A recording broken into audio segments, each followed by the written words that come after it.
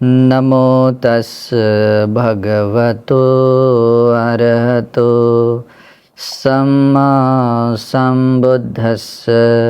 साधु साधु साधु।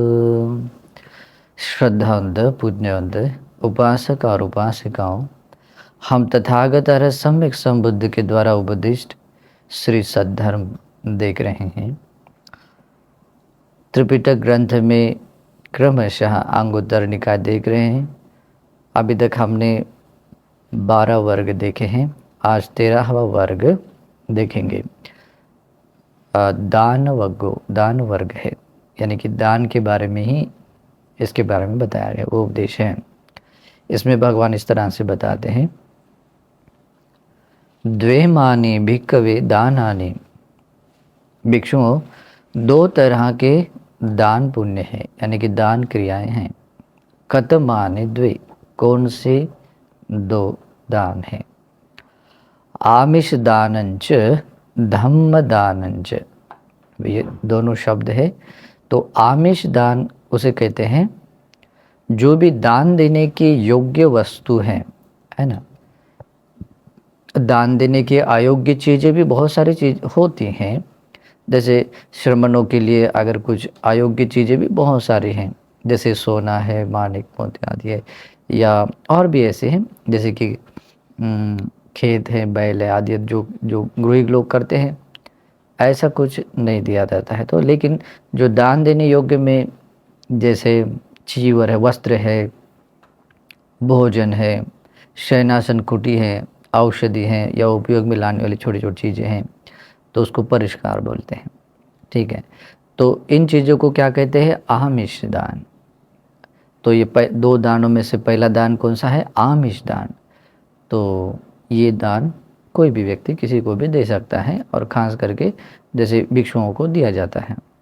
धम्म दान यानी आजकल हमारे इधर के लोग धर्म दान को या धम्म दान को पैसों के दान को बोलते हैं, लेकिन ऐसा नहीं होता है। धम्म दान यानी भगवान बुद्ध के श्रीमुख से निकली हुई जो वाणी है, उसको यथार्थ रूप से जो व्यक्ति दूसरों को बताता है, वो दान धर्म दान कहलाता है। इसको याद रखना है। और ये धर्म दान, ये 2 दान है, आमिष दान और धर्म दान। और आगे भगवान कहते हैं, इमानिखो भिक्खवे द्वे दान। भिक्षुओं, ये 2 तरह के दान हैं। एतदग्गं भिक्खवे इमेशं द्विन्नं दानानं यदितं धम्म दानं। भिक्षुओं, ये जो 2 तरह के दान हैं, इनमें यह जो धम्म दान है वह अग्र है, वो प्रथम स्थान पर है। धम्म दान, क्योंकि धम्म दान से बढ़कर इस संसार में और कुछ है नहीं है। ओके, और धम्म दान भगवान बुद्ध का श्रावक दान दे सकता है। जो दुनिया का सर्वश्रेष्ठ दान है, वो धम्म दान भगवान का श्रावक दे सकता है, दूसरे लोग नहीं दे सकते। हाँ, वे आमिष दान दे सकते हैं। आगे तो इस तरह का उपदेश है। आगे भगवान कहते हैं, द्वे में भिक्खवे यागा। कतमे द्वे। भिक्षुओं, 2 तरह के यज्ञ हैं। अभी ये यज्ञ शब्द भी जब लोग सुनते हैं तो तुरंत उनको समझ में आएगा कि हाँ, ये तो किसी कोई हिंदू धर्म की बात कर रहे हैं, या उसमें कुछ पारंपरिक जो यज्ञ करते हैं वैसी बात कर रहे हैं। लेकिन उनको भी वो तो यज्ञ कन्वर्टेड यज्ञ है, लेकिन ओरिजिनल जहाँ जब से मतलब ये सृष्टि आरंभ होती है, जो सत्पुरुष जो परंपरा से यज्ञ चलते हैं, वो अलग होते हैं। वो कोई भी कर सकता है, ऐसा नहीं है कि मतलब कोई पर्टिकुलरली कोई व्यक्ति कर, मतलब समाज के या ऐसा व्यक्ति कर सके, ऐसा नहीं, कोई भी कर सकता है, लेकिन वो सत्पुरुष विधि से होना जरूरी है। लेकिन आजकल जो करते हैं वैसा वाला नहीं, अग्निकुंड बनाकर उसमें घी जलाकर आदि आदि, ऐसा वाला नहीं। ठीक है, तो इसमें 2 तरह के यज्ञ बताए गए हैं। इसके बारे में मध्यम निकाय में एक सूत्र भी है, 16 परिष्कार से वाला युक्त जो यज्ञ परंपरा थी सत्पुरुषों की, सबसे श्रेष्ठ परंपरा, वो बहुत सुंदर है। कभी पढ़ने में आया तो पढ़ लीजिए। तो भगवान इसमें बताते 2 तरह के यज्ञ हैं। कौन से 2 है? आमिषी यागोच धम्म यागोच। आमिष यज्ञ, आमिष यज्ञ में, यज्ञ यानी कि जो ऐसे क्रियाएं हैं या ऐसे कुछ मतलब ऐसे कुछ पुण्य हैं जिसमें हमारा मन विशुद्ध होता है, जिसमें बहुत सारा पुण्य कुशल कर्म संचित होता है, और उस पुण्य कर्म से हम जो कामना करते हैं या जो उद्देश्य होता है, उद्देश्य पूर्तता के लिए वो कारण बनता है, कारण इस कारण से वो यज्ञ है। आगे तो आमिष यज्ञ में जो भी दान वस्तुएं होती हैं, जैसे कि मैंने कहा वस्त्र हैं, भोजन है, या और भी तरह तरह की, तो ये पारंपरिक रूप से जो दिए जाते हैं उसी को यज्ञ कहा गया है। तो इसको कहते हैं आमिष यज्ञ, यानी भौतिक चीज़ों को, मतलब आप किसी के लिए अगर आप दान देते हैं परित्याग की भावना रखते हुए, तो वो यज्ञ परंपरा आमिष यज्ञ। और धम्म यागो, धम्म यज्ञ, धम्म यज्ञ, धर्म यज्ञ ये होता है जो व्यक्ति भगवान बुद्ध ने बताए हुए धर्म के अनुसार प्रतिपादन करता हुआ अपने काया वाचा मन को विशुद्ध बना देता है और शमत ध्यान समाधि को पा लेता है, विपස්සना ध्यान समाधि को पा लेता है, तो इस तरह के धर्म के, और उसके बाद धर्म के प्रतिफल को पा लेता है। तो ऐसे प्रतिफल को देने वाली या धर्म की जो जो भी आप कामना चाहत करते हैं कि ये मुझे उस धर्म से मिले, तो वो जिस एक पर्टिकुलर उद्देश्य की पूर्तता करने वाला जो ये धर्म का जो रास्ता है, प्रतिपादन का अभ्यास है, वो धर्म यज्ञ कहलाता है। ये दो यज्ञ है, ठीक है। तो क्लियरली बात समझ लेना है। अब इसके बारे में विस्तार से जानकारी तो बहुत जगह पर है, त्रिपिटक हम देख रहे हैं, तो फ्यूचर में ये सब कुछ मिलेगा, ठीक है। अब इन शब्दों को ही लेकर थोड़ा सा मतलब अपनी कंसेप्ट को क्लियर कर लीजिए। इमे को भिक्खवे द्वे यागा, भिक्षुओं यही दो तरह के यज्ञ हैं। एत दागंग भिक्खवे इमे संग द्विन्नंग यागानंग यदितंग धम्म यागो। भिक्षुओं यह जो दो तरह के याग है, इनमें जो धम्म यज्ञ है, धर्म यज्ञ है, वो सबसे अग्र है, उनमें सबसे प्रथम स्थान पर है।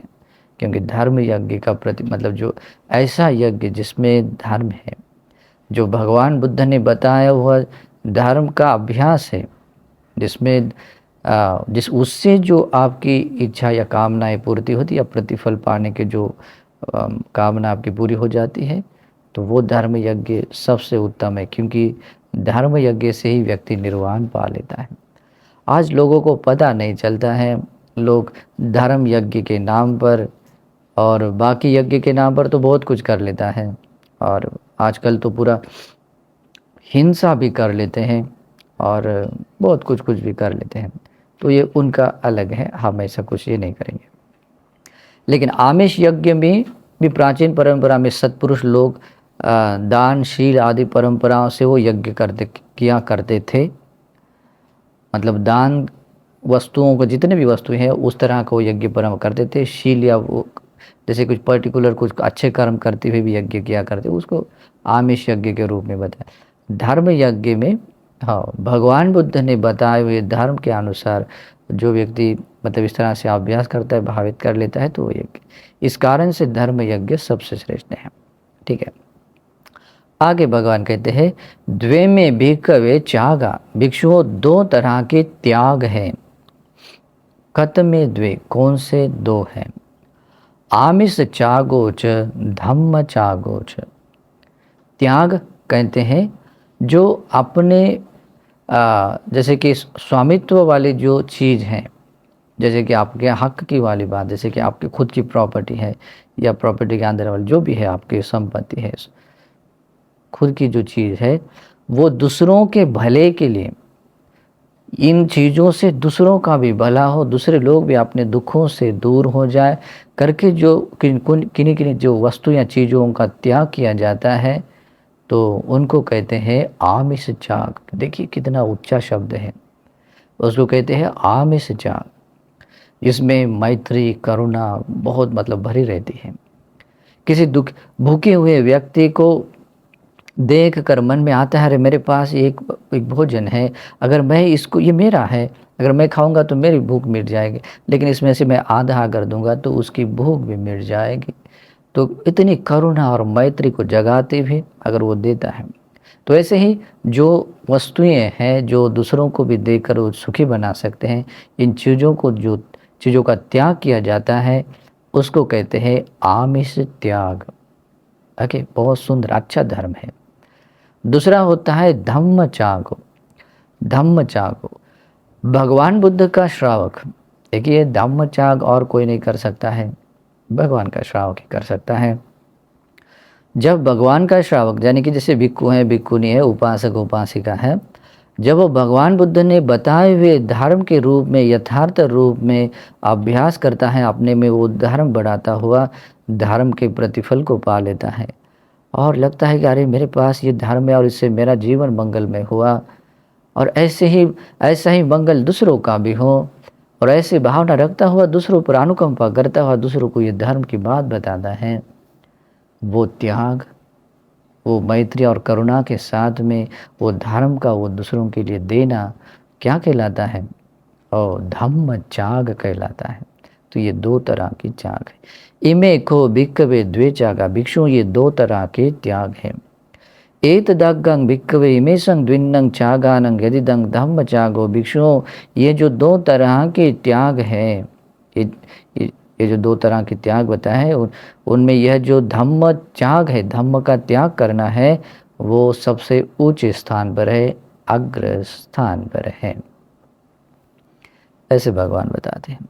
फिर आगे कहते हैं द्वे में भिक्खवे परित्यागा।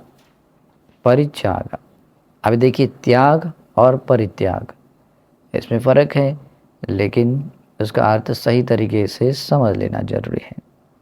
कत में द्वे, कौन से दो है? आमिष परित्यागो च धम्म परित्यागो च। आमिष परित्यागो, इसका अर्थ समझ लेते हैं। त्याग है और परित्याग है, इसमें क्या फ़र्क होता है? जैसे कि परित्याग का अर्थ, त्याग भी मतलब ऐसा ही है जो दूसरों के भले के लिए, जो अपने संतक, जो अपने मालिक की जो वस्तु चीज़ होती है, जो देने योग्य, जो दूसरों को कुछ दे जाती हैं। लेकिन परित्याग का अर्थ होता है जो ऐसे, मतलब देने का वो विचार जागना, वो देना, और देने के बाद में भी वो सेम टू सेम मैत्री और करुणा वैसे ही बने रहना, यानी कि वो क्रिया कंप्लीट हो जाना। ओके, यानी कि उस त्याग में अभी कोई अपूर्णता नहीं है, अपूर्णता नहीं, जिसमें पूर्णत्व भाव आता है। और पूर्णत्व भाव कैसे होता है, इसको हर एक शब्द को गहराई से समझ लेना है, क्योंकि यह धर्म खाली बोलने के लिए, इन्फॉर्मेशन के लिए नहीं, अपना खुद का ज्ञान बनाना है। ठीक है, तो जिन वस्तुओं को जो परित्याग किया जाता है, तो वो त्याग करने से पहले भी वो मैत्री करुणा और वो प्रसन्नता है करते समय, और करने के बाद भी सेम वो मैत्री करुणा और प्रसन्नता श्रद्धा है। तो जब ऐसा होता है तो वो क्रिया, वो त्याग परिपूर्ण बन जाता है। और इसी कारण से जो भौतिक चीज़ों का इस तरह की परित्याग किया जाता है, तो उनको कहते हैं आमिष परित्याग। क्या कहते हैं? आमिष परित्याग। तथा दूसरा वाला कौन सा है? धम्म परित्याग। धम्म परित्याग, धम्म परित्याग में भी सेम टू सेम वैसा ही है। जो व्यक्ति धर्म का दान देता है, धर्म का दान यानी किसी भी किताब में लाई हुई चीज़, या अपने पॉकेट्स में अच्छी अच्छी लगने वाली चीज़, या कोट्स लोग बोलते हैं और भगवान बुद्ध के नाम से चिपका देते हैं, है ना। आजकल सोशल मीडिया पर ऐसा होता है, लेकिन ऐसा नहीं है। आजकल कुछ कुछ वचनों को तोड़ मरोड़ कर ऐसा कुछ कुछ आधा अधूरा बना के ऐसा कुछ बना कर देते हैं, वैसा वाला नहीं। भगवान बुद्ध ने जो भी बात है, जो भी धर्म की बात है, उस बात को बहुत ही मैत्री और करुणा के साथ में दूसरों को भी इस धर्म का प्रतिलाभ हो, धर्म का प्रतिफल मिले, ऐसी भावना रखते हुए जो व्यक्ति धर्म का वो दान देता है, और देने के बाद में भी अपने मन की प्रसन्नता, बिल्कुल कायम रखता है और उस धर्म दान देने का महत्व और स्वभाव सब कुछ मतलब समझते हुए वो क्रियाएं परिपूर्ण कर लेता है। जैसे कि भगवान बुद्ध और भगवान के श्रावक ही क्यों कर सकते हैं, क्योंकि वो धर्म का दान भगवान बुद्ध ही दे सकते हैं और कोई नहीं दे सकता। ये भगवान के जो श्रावक होते हैं, भगवान से सुनने के बाद में जो उपलब्ध धर्म होता है उसका उस धर्म का जब ऐसे दान दिया जाता है तभी वो धर्म परित्याग कहलाता है। धर्म का परित्याग है। ये धर्म का परित्याग जब करना होता है तो उसमें एक पूर्णत्व भाव आता है, एक कंप्लीटनेस आता है। उसमें कहीं कोई गुरु मुष्टि नहीं रहती है, मतलब कोई सिगरेट नहीं रखता है। जैसे बहुत सारे कोच होते हैं जो आपको कोचिंग देते हैं, लेकिन वो सिखाते सिखाते लेकिन अपने भीतर का जो गुण है ना, उसके जो स्किल का जो सीक्रेट है वो अंतिम तक नहीं बताते हैं। और कोई कोई ऐसे बोल भी देते हैं, अगर वो सीक्रेट खुल जाता है तो वो ज़्यादा समय तक नहीं रहता है। उसका बाद इतना ऐसा है, ठीक है समझ लिया, उसका महत्व कम हो जाता है। इसलिए वो गुरु मुष्टि रखते हैं। लेकिन वो परित्याग में ऐसा नहीं होता, उसमें कहीं कोई गुरु मुष्टि नहीं होती है, खुला है। कितना एक विशेष गुण है ना। इसलिए वो धर्म परित्याग। इमे खो भिक्खवे द्वे परित्यागा, भिक्षु ये दो तरह के परित्याग हैं। एतदग्गं भिक्खवे इमे संग द्विन्नं परित्यागानं यदिदं धम्म परित्यागो। ये दो तरह के भिक्षु ये दो तरह के परित्याग है, और इनमें यह जो धम्म परित्याग है वो सबसे ऊंचे स्थान पर है, अग्र स्थान पर है, ऐसे भगवान बताते हैं। तो आप लोगों को भी ये जो दान के अंतर्गत आने वाले जो जो धर्म बताए गए हैं उसको आप समझिए, और इन धर्म गुणों को, चाहे आमिष को लेकर है या धर्म को लेकर है, उन गुणों को अपना गुण बना लीजिए। फिर देखिए आप इस धर्म के कितने महान प्रतिफल पा सकते हैं, आपका कितना मंगल हो सकता है।